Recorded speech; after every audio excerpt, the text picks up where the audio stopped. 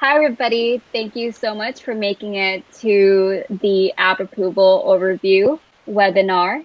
My name is Mary Chris Bonzo. I am a developer advocate here at Clover, and I'm also the organizer for this developer webinar series. We here at Clover hope that you all are staying safe. We understand that it's still a very challenging time, and we are all still focused on helping our shared merchants out. So I know that today's topic is related to one of the most commonly asked questions: what is the status of my app? And we wanted to let you all know that we do have a backlog that we're going through. And some of the delays are related not to individual app reviews, but to getting through the queue that we already have. And we're very grateful for the apps that you all are building. And we want to reassure you that we're doing our best to get through each of your submissions. So this webinar is meant to help all of you make a submission that is more likely to be accepted. Please feel free to ask any questions throughout this webinar. We will be answering all of your questions and sharing them as an article on community within 24 hours.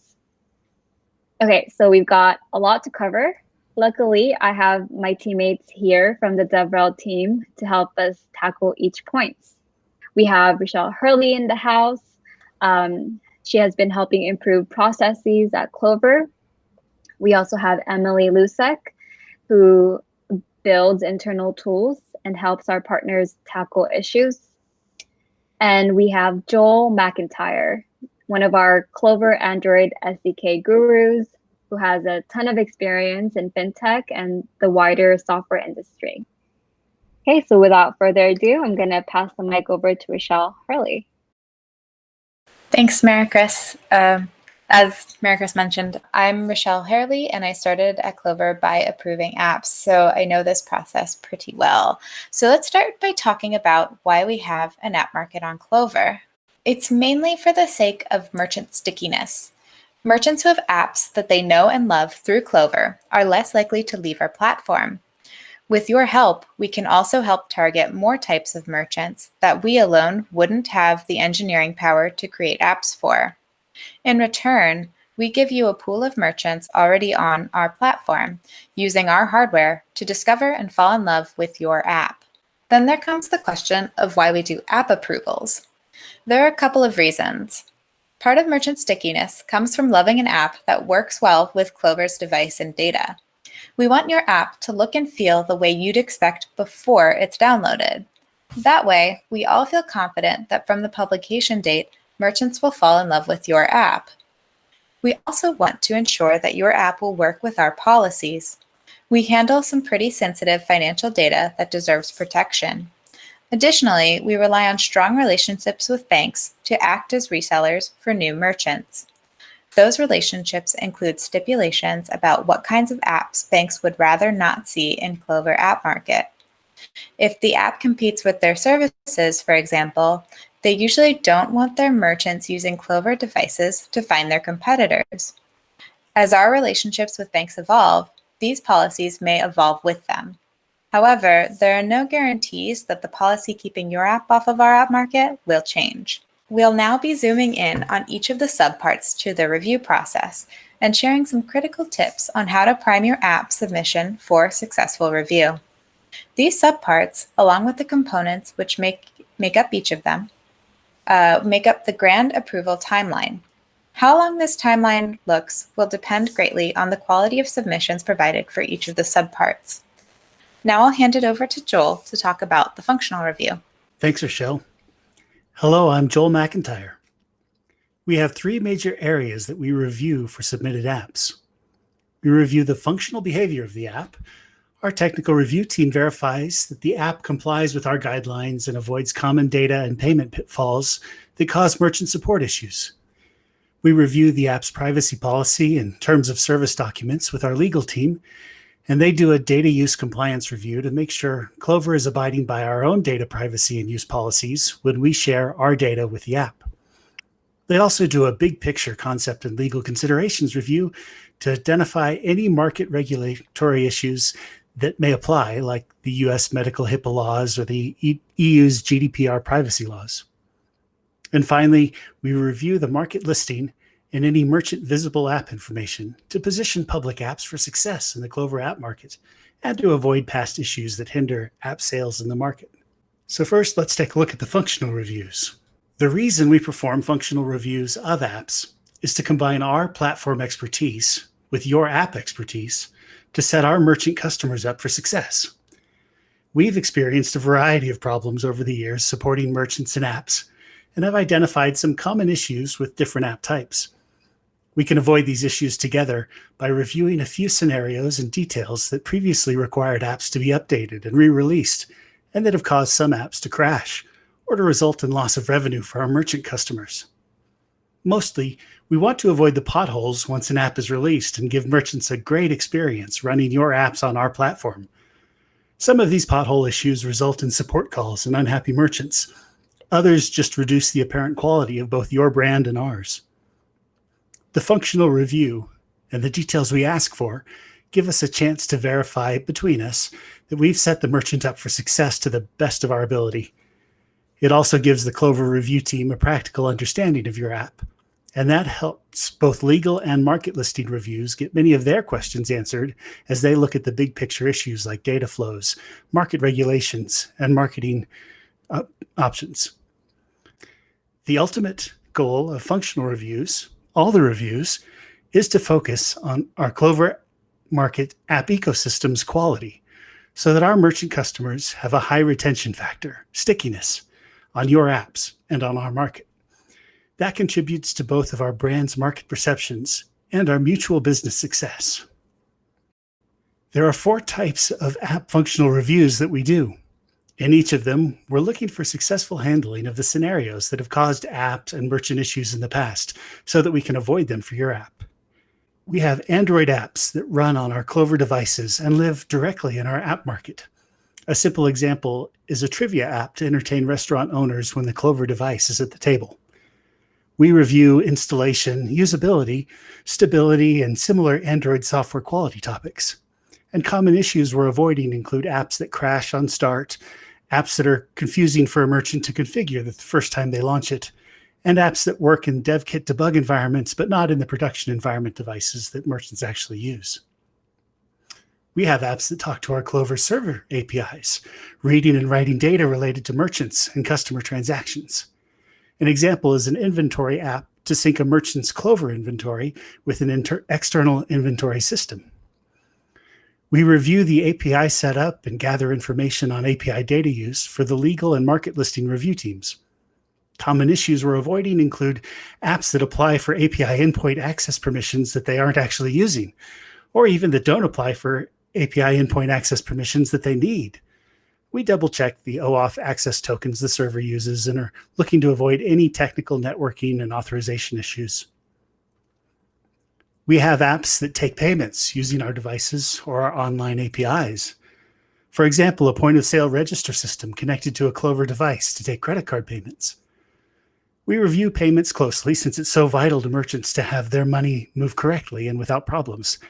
And common issues include scenarios where merchants may be underpaid, or where their customers might be double charged, or where refunds may fail due to the complexities of handling corner cases in our payment APIs. We also look at the IDs that make troubleshooting payments a cheaper and easier support issue to be certain that a merchant can clearly identify a payment out of your app so that they can use the transaction research tools that Clover provides them, and so that they can provide that data if they make support calls to you and to us. And finally, we have apps that are web apps running on your servers, but that appear in the merchant's Clover dashboard and can integrate with Clover's merchant IDs and single sign-on.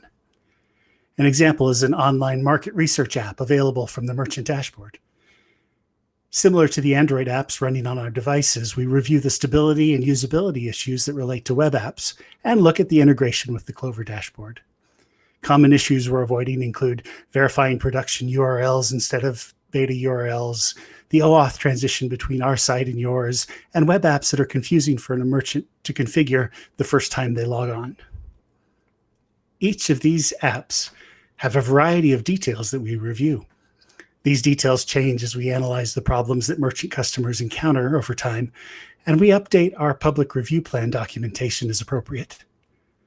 For the Android apps and web apps that run on Clover devices and out of the Clover site's merchant dashboard, we're primarily concerned that merchants have a successful initial experience with the app and avoid problems after purchasing the app and starting it for the first time.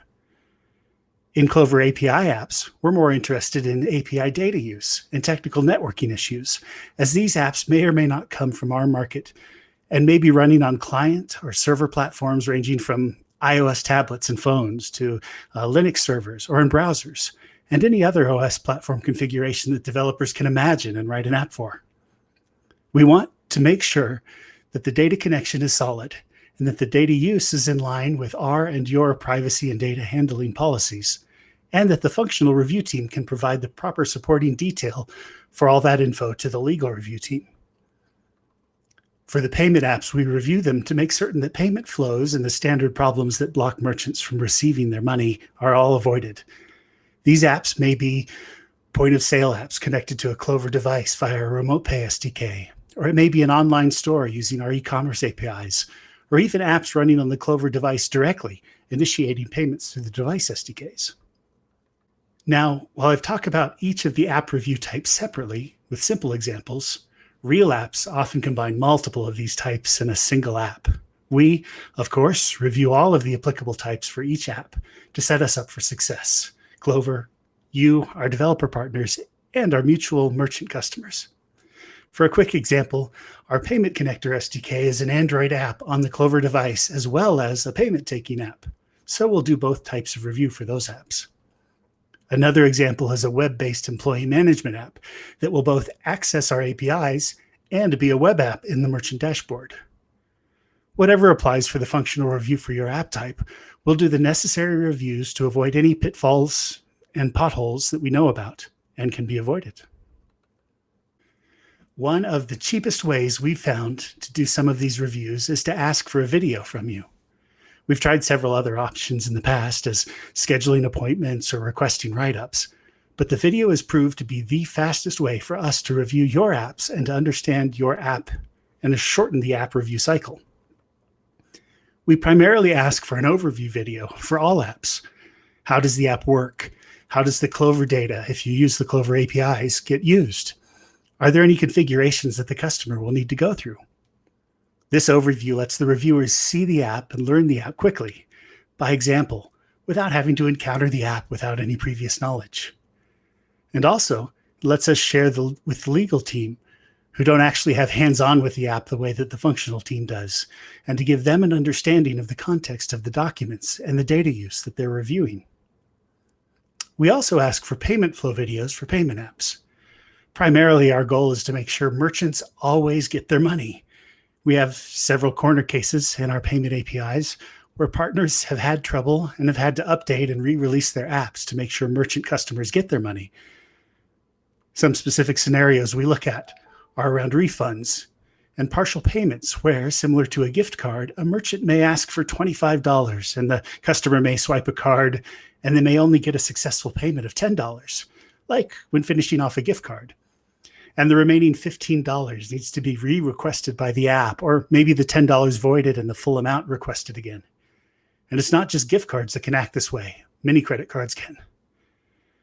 There are also regional market scenarios where you may run into, depending on the markets you're releasing into.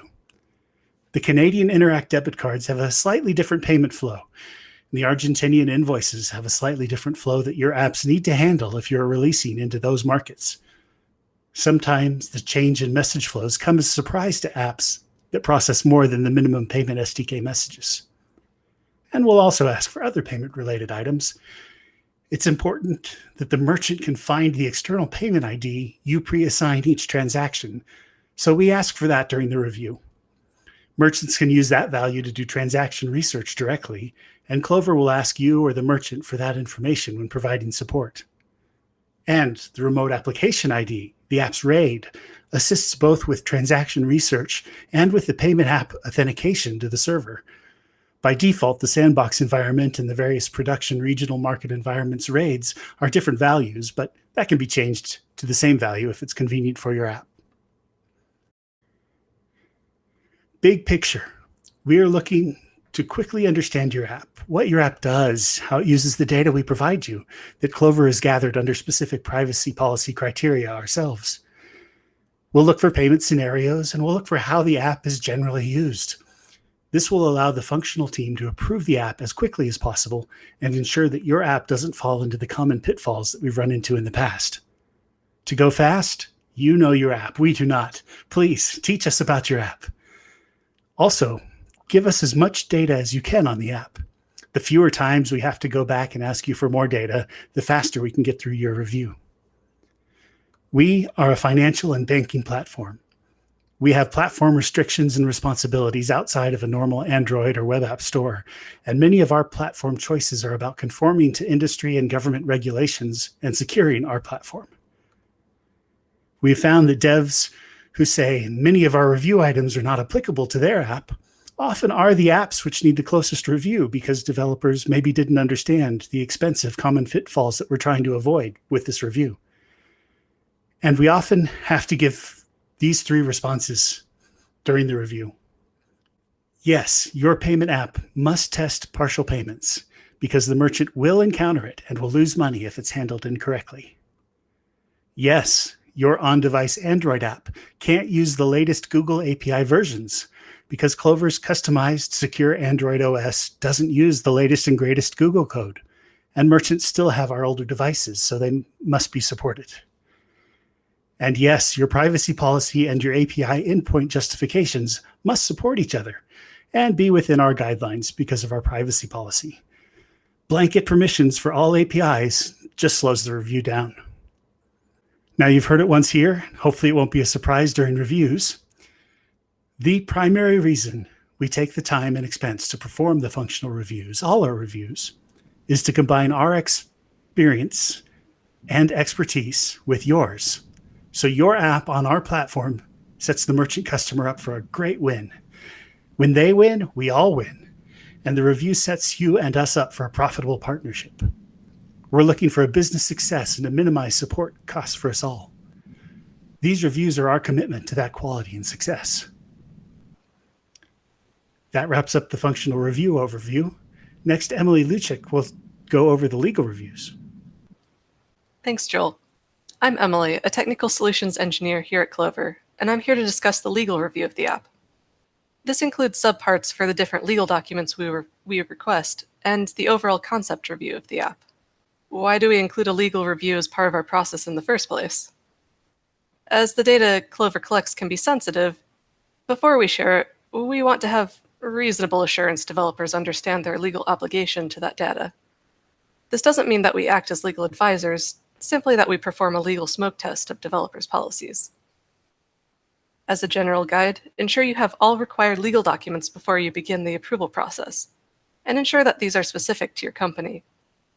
You may also refer to our example templates of our required legal documents.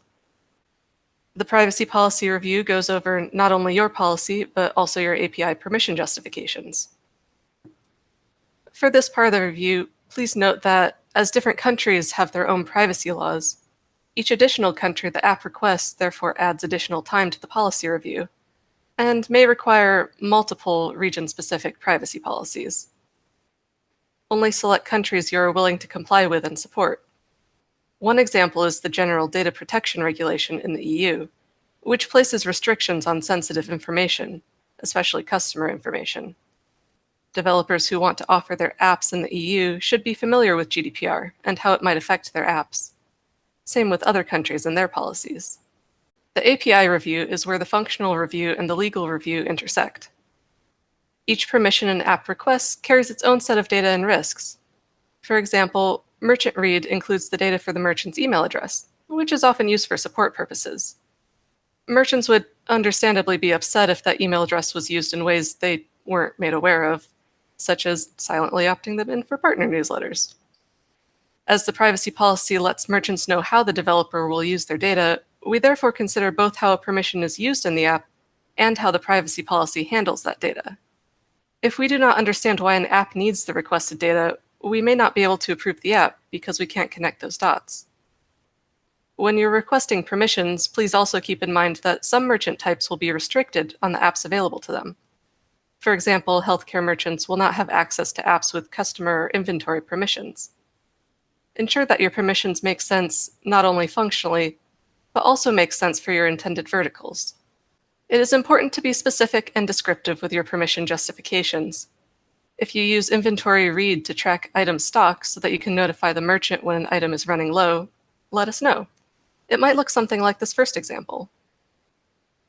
We're not going to be able to connect those functional and legal dots if we receive vague justifications instead, such as a justification like to get items. After all, we know what the permissions grant, and we'd like for you to tell us why they're necessary. Here are some common pitfalls that can cause delays in the review. Vague justifications, such as that to get items example, may require us to ask for clarification. Unnecessary permissions, or even permissions used in unintended ways, may prompt us to ask you to remove those permissions. Privacy policies that do not properly address the data we're sharing may cause some concern and prompt re-reviews. Once again, we do not provide legal advice, so check with your legal counsel to ensure your privacy policy handles all the data and regions that you do. We may not be comfortable with approving apps with mismatches in those areas. The Terms of Service review requires your policy and tangentially uses your functional overview video. Here, your policy could mean your Terms of Service or your End User License Agreement. We use the two interchangeably for our purposes. One of the largest factors here is ensuring that the developer's Terms of Service policy does not conflict with Clover's TOS. This stipulation is part of our developer agreement. Therefore, please review our terms before submitting your app. It's maybe not surprising, then, that common pitfalls that cause delays revolve around Terms of Service conflicts, such as the examples here. As the terms constitute an agreement between the developer and the merchant, Clover does not need to be mentioned in the policy. If the policy is unclear on who the parties in the agreement are, we may not be able to approve the app. This includes cases where unclear wording implies the user is an end consumer rather than a merchant, such as specifying a user is over 18, or saying that the license is for personal, non-commercial use. Merchants should also be granted a grace period of time to access their data, even after their account has been terminated. Around the same time we review the app's TOS, we also perform one final overall concept review. This part of the process is to give everyone involved with the approval a high-level review of the app and what it does. Aside from kicking off the functional review, this is where your overview video provides the most impact. It quickly brings everyone involved back up to speed on your solution and orients them to their piece of it. To ensure this part of the review runs smoothly, please also ensure your app follows App Market policies and our developer agreement. We'll now move out of the legal review, and I'll hand it back over to Richelle to go over the market listing review. Thanks, Emily. For the market listing, this is where you'll be advertising to merchants and giving them resources if they run into issues. The market listing is comprised of many different elements that all have to do with how your app looks when a merchant is browsing for new tools or needs help troubleshooting their issue. In the listing, you get the chance to sell your app with a description, screenshots, and benefits. The more you clearly describe your app, the better your chances of piquing a merchant's interest. This is where you'll want to emphasize the benefits of your product, like how you differentiate yourself from competitors. If your app offers a loyalty program, for example, you're entering a crowded field in our app market. Explaining your differentiation is extremely important, especially if you're selling your app at a higher price point than others. When writing this page, it's in your best interest to be transparent with merchants. If you promise one thing and the app offers a completely different service, it's likely the merchant won't appreciate what your app actually does when they're looking for what you told them your app would do. Rather than attempting to reach as many merchants as possible, try to target the type of merchant who will genuinely want your app. This page is also where merchants can find how to get in touch with you. It's important to provide active and responsive contact information so that merchants can reach out to you. Part of being accessible to merchants is giving a valid phone number that merchants can call to reach you. Many of our merchants prefer calling on the phone to emailing. You'll need someone to handle support issues that are handled over the phone. By offering high-quality support over email and phone, You can better guard against negative reviews. Better developer support will equal better ratings, which will boost your app market listing. Even if a merchant posts a negative review, if you have a record of attempting to help this merchant, we can better help you resolve their negative comments. Outside of the page itself, you'll be asked to tell us more about the merchants you are targeting. When a merchant searches for an app, the app's name, description, tagline, benefits, and your developer name will all be used to determine whether or not the app will appear in search and at what ranking. The rating and reviews will also help determine your app's position in search as well as targeted carousels. Clover also does some behind-the-scenes work to tailor the app market based on the merchant's needs. Our merchants are categorized based on their vertical and their software plan. The main 3 verticals are listed here, and you can find all the categories within these verticals when you modify your app in Developer Platform. What type of merchants are you trying to target? Are you a loyalty app for restaurants, an inventory management app for bed and breakfasts, a work scheduler for garages? It's important to think about the specific verticals and types you want to help because that helps us promote your app to the right merchants. What is your app's primary function? Loyalty, inventory management, time scheduling? Be specific because we may be asked to hide apps in a specific category for some banking partners. This means that if you overselect, some merchants may never get the chance to see your app. You are also only able to select up to 3 functional categories, so choose wisely. A merchant's vertical can also be shown through the software plan. A good example of this is the Counter Service Software as a Service plan. The Clover modules you need for your app to run, such as inventory and dining, will limit the merchants you can display your app to. If your app relies on a module not available in the Counter Service plan, again as an example, merchants working in fast casual dining won't end up seeing your app. The same is true for any service plan, so consider your app's dependencies wisely. Here are the current regions Clover sells to. Which regional markets will the app enter? Are you planning on selling your app to all our regions? There are specifics that will need to be reviewed depending on where you plan on listing your app. For example, if you want to enter Germany and Austria, your app should probably exist in German. When you're ready to submit your app, absolutely make sure your billing information is set up. Our platform is built primarily for paid apps. If you plan to offer your apps for free, we're going to ask about your revenue model. We ask because we want to make sure that you're going to be able to support merchants for a long time. Keep in mind that merchants are grandfathered into the subscription they pick when they install your app. If you make the app free with plans to charge merchants later, you will only be able to charge new merchants.